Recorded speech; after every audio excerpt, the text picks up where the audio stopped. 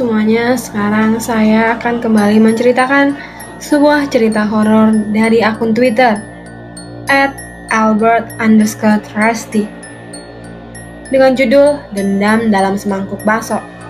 Untuk yang ingin membaca threadnya, saya simpan linknya di kolom deskripsi.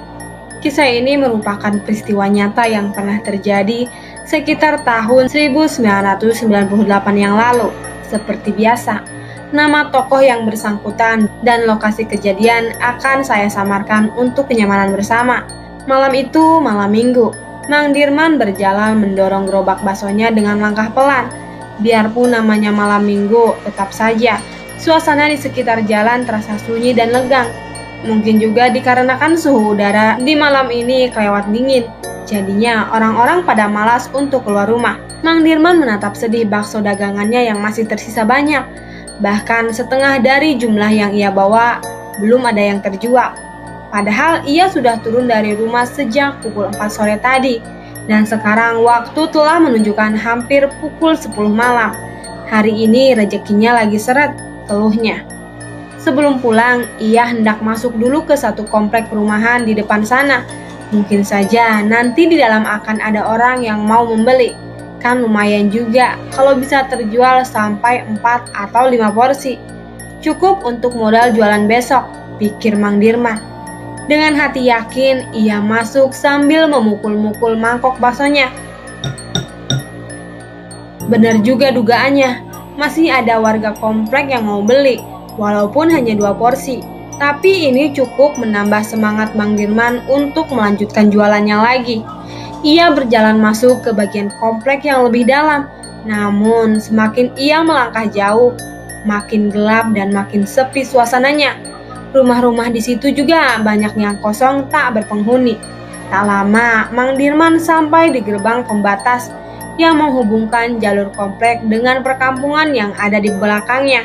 Di sisi kiri jalan terdapat sebuah pos kamling dengan penerangan seadanya. Si Katrok dan si Sipul tengah asik bersantai di dalam pos tersebut. 2 orang pengangguran ini dikenal sebagai preman kampung yang acap kali berbuat onar.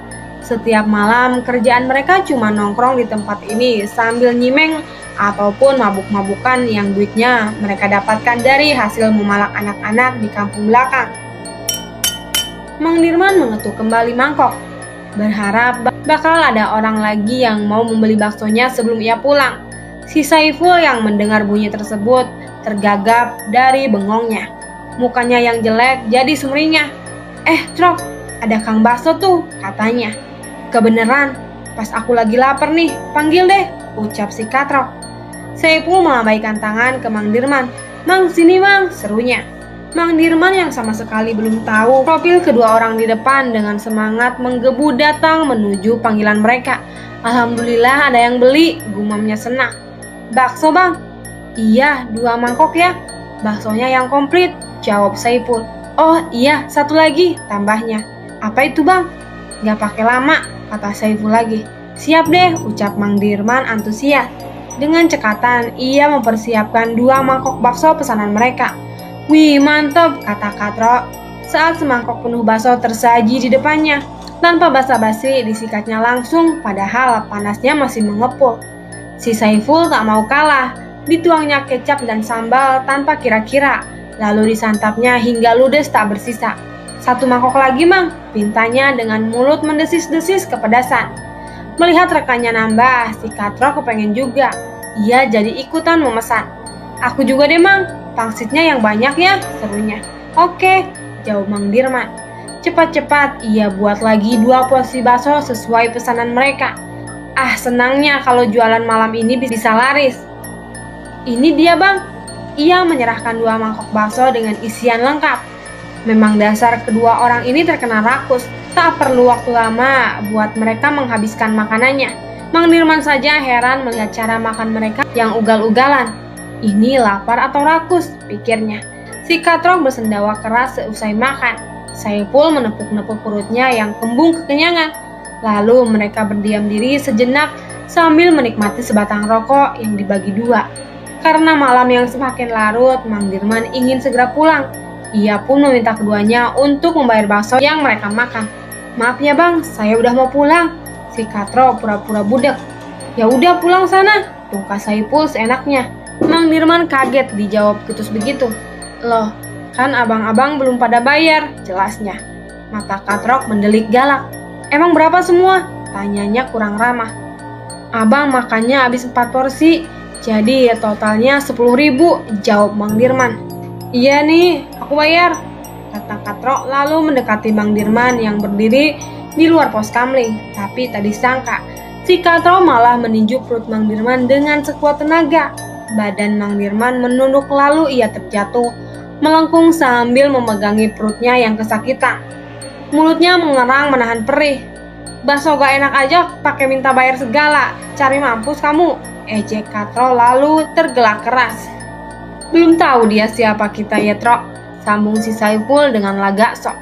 Mang Dirman berusaha bangun, tapi Katro melayangkan lagi tinju tepat mengenai batang hidungnya. Mang Dirman terbaling lagi, darah mengalir dari hidung.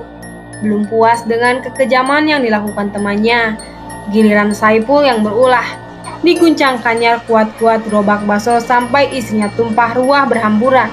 Wadah-wadahnya berceceran, termasuk 2 lusin mangkok, semuanya pecah berserakan.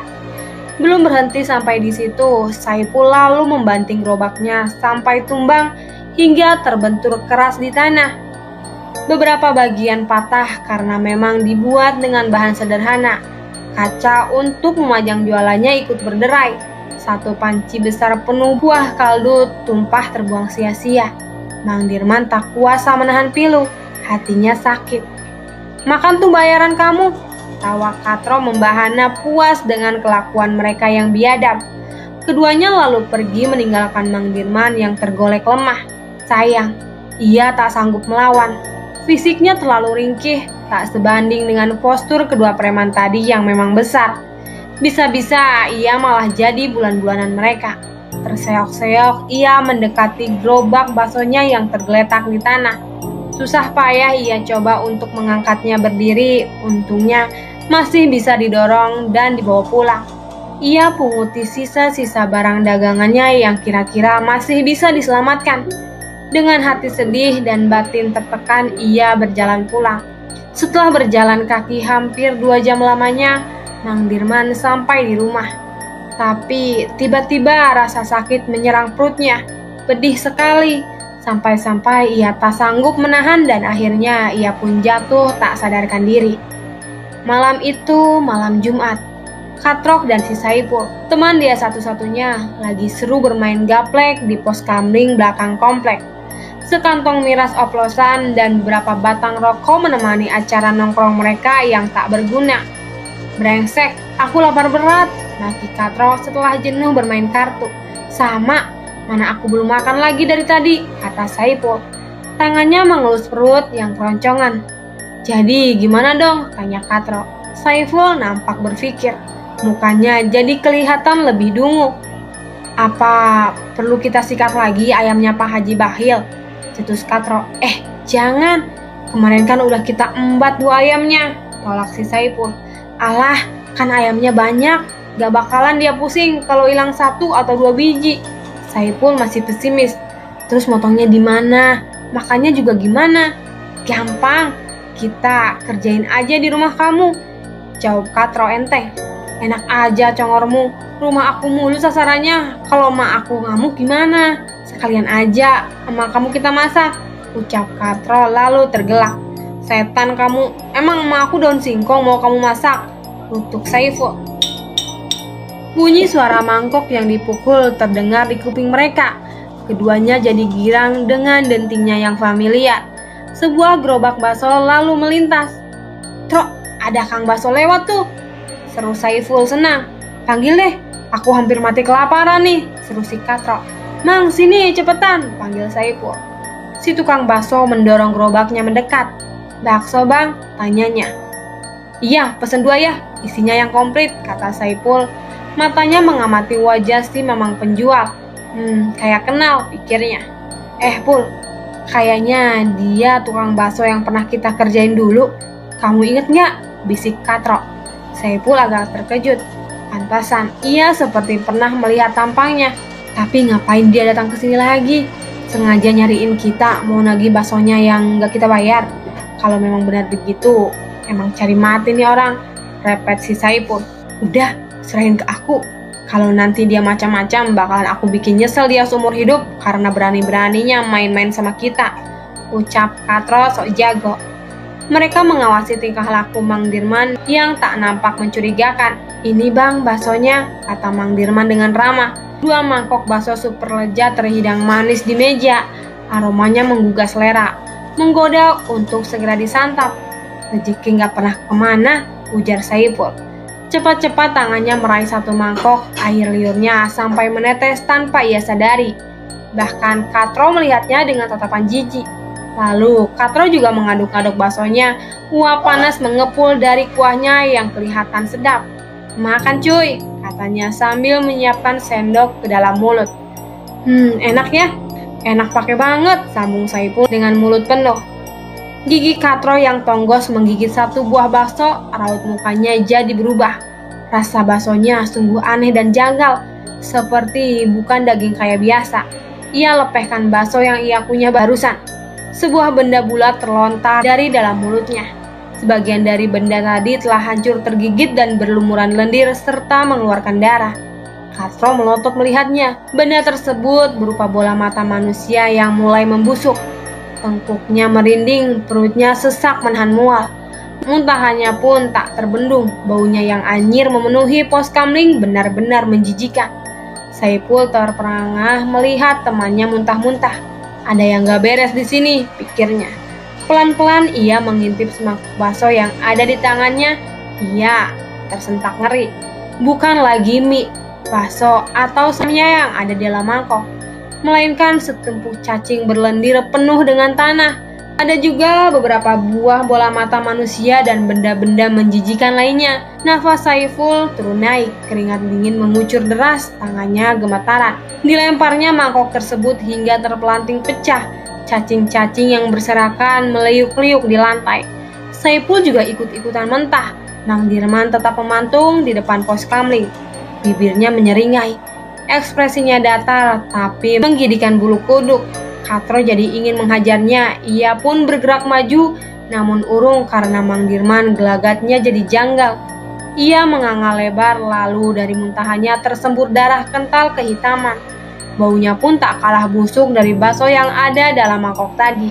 Mang Dirman terkekeh dengan nada yang mengerikan. Katro dan Saipul membelalak. Muka mereka pucat memutih. Mereka baru sadar sosok yang ada di hadapan mereka ini bukanlah manusia, setan. Saipul menjerit lalu melompat kabur tanpa disuruh. Pul, anjing kamu, tunggu aku, pekik Katro. Sama takutnya, kedua preman bermental banci tersebut akhirnya lari tunggang langgang. Pos kamling yang mereka tinggalkan kondisinya berantakan dan dipenuhi dengan muntahan. Dan Mang Dirman masih berdiri di sana, masih dengan senyum aneh di bibirnya. Tak lama kemudian, perlahan-lahan sosok itu mulai menghilang. Bakso Mang, panggil seorang warga komplek kepada Mang Dirman yang lagi berjualan. Oke, katanya senang. Mereka berbincang-bincang selagi Mang Dirman meramu bakso yang dipesan. Udah lama gak masuk kompleks sini Mang, tanya si warga. Iya nih Mas, kemarin saya sakit, jadinya lama gak jualan, jawab Mang Dirman santun. Tapi katanya kemarin ada yang lihat Mamang jualan di sini. Ah masa sih, baru sekarang ini saya masuk lagi. Mungkin yang lihat saya kemarin maksudnya 5 bulan yang lalu kali ya, tanya Mang Dirman. Enggak ah Mang, sekitar seminggu yang lalu gitu deh. Ceritanya juga rada-rada nyeremin, udah kesebar dari kampung belakang sana, jawab si Mas. Mukanya jadi serius. Mang Dirman makin penasaran. Emang cerita apaan Mas? Itu loh si Katro sama si Saipul, 2 preman di kampung belakang komplek ini. Katanya ketemu dengan tukang bakso yang ternyata adalah setan. Dan katanya lagi, malahan mereka sempat makan baksonya, jelas si warga. Mang Dirman heran, tukang bakso setan? Terus apa hubungannya dengan saya? Tanyanya. Yang saya dengar, penjual baksonya ciri-cirinya mirip dengan si Mamang ini, kata si warga. Mang Dirman termengu. Mendengarnya seperti gak masuk akal. Lagian setan mana yang mau-maunya nyaru sebagai dirinya? Atau jangan-jangan si Mamang ini emang setan beneran? Gulau si warga gak berperasaan. Namun Mang Dirman tak menanggapi, otaknya kusut, perasaannya resah. Kemudian cepat-cepat ia keluar dari komplek tersebut dan tak akan mau lagi berjualan di sana. Selesai.